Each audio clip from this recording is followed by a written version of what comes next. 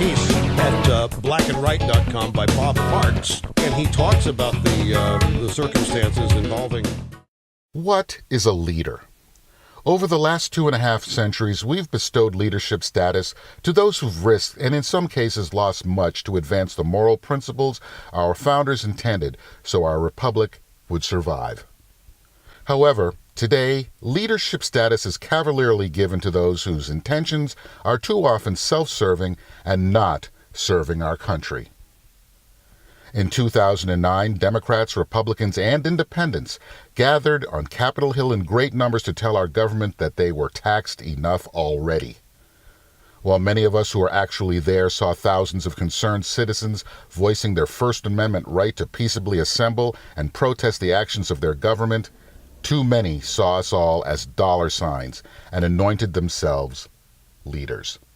In 2016, one such Tea Party leader told a gathering of conservatives, Donald Trump loves himself first, last, and everywhere in between.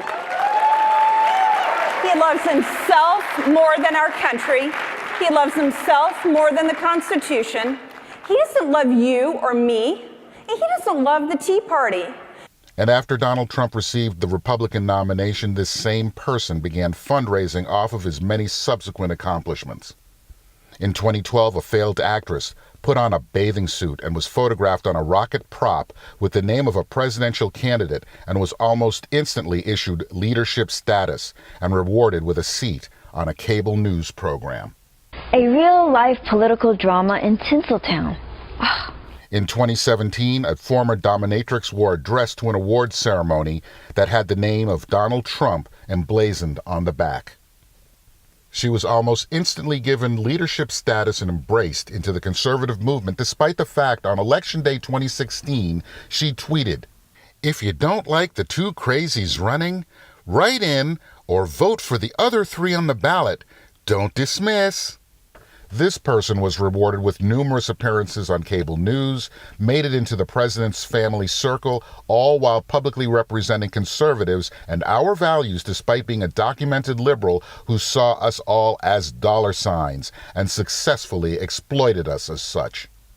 We've had self-anointed conservative leaders go on national television telling us that Donald Trump is not one of us. I know Donald Trump. I think he's a nice guy. I think he's got a fantastic family. But that's not enough, to me anyway. We have to ask ourselves here whether we are willing to set the precedent with Donald Trump and just throwing away years and years and decades and centuries of conservative principles and values simply because a candidate comes in and says all of the right things. Well, I think he's, look, frankly, a President Trump would be a terrible face of America to the world.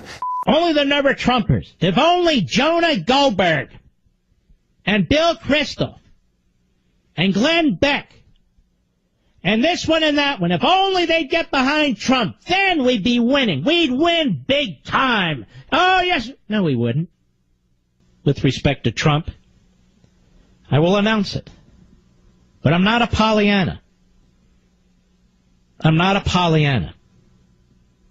The fact of the matter is, maybe Trump will win. Maybe Hillary will be stopped. But we nominated the wrong person. I believe in happy endings. If they want to follow our rules and come back to CPAC, we'll make it work. But again, if they claim anything other than a format conflict was in play here, they are not telling the truth. That would not be honest. These same so-called conservative leaders are now leading the charge, instructing us on how to support and defend President Trump. This is why the pundits got it all wrong last night. They believed the media and their spin, not just on the coronation of Hillary Clinton, but more important, on America's supposed repudiation of Donald Trump. We look forward to working with President Trump and the Republican Congress to enact significant changes beginning with the first 100 days. It's time to deliver. And are doing it to keep their donor and advertising dollars coming in. Some clearly make up stories requiring a total suspension of common sense to believe.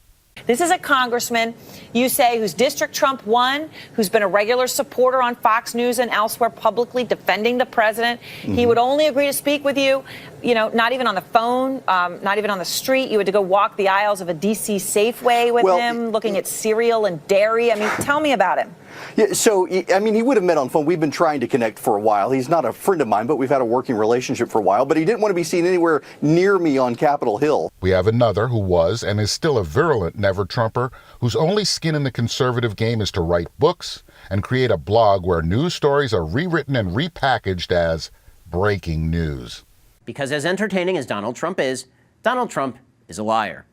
He's been rewarded with a radio program because he managed to get himself booked to speak where he knew he wasn't wanted, and when protests occurred, he promotes his victim status.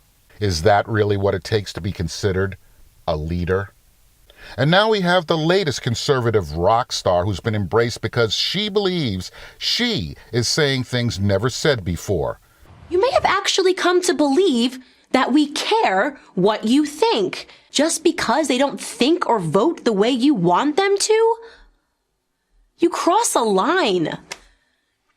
You lose touch with reality. And at least in one case, she's right. Would any of you bestow leadership status for someone who wrote, "Yes, we can officially confirm that our beloved Republican Tea Party is being led by the Mad Hatter, and us millennials have been thrust into their wonderland. The good news is they will eventually die off. Peacefully in their sleep, we hope, and then we can get right on with the obvious social change that needs to happen immediately." So what can expect to happen when the last Tea Party coffin is sealed? Frankly, me and my millennial peers did not exactly understand why it was such a big deal that Bill Clinton got a blowjob in his office. I don't care who my doctor, banker, grocery bagger, or any other person that I may come across in my daily life is having sex with, as long as they do their fucking jobs. All of that talk about, but his morals, get you nothing but a mandatory shut the fuck up from me. This person is now gracing our televisions on cable news as a representative of conservatives, many of whom are Tea Party, and those whom we watch and listen to on talk radio seem to be utterly clueless of her many disrespectful comments to those who now donate to her prominent boss's nonprofit.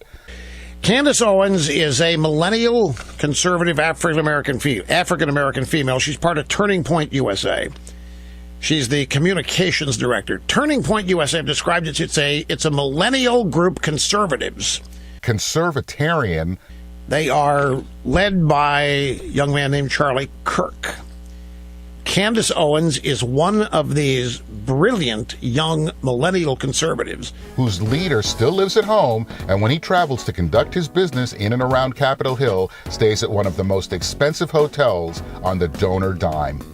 Being a leader should be a humbling honor, an honor bestowed to those who've shared our values because they are worth sharing. Many who've preceded us have risked and lost much because they believed our country was worth the personal sacrifice and loss. They weren't in it for personal gain and attention, and we looked up to them because they put us first. Those who deem themselves the gatekeepers of the leadership door must do the due diligence and assure us those they grant such status are given such because they deserve it. Because when the truth eventually comes out, and they are outed as the self-serving frauds they are, we are the ones who look the fool because too many believed what we were told about them.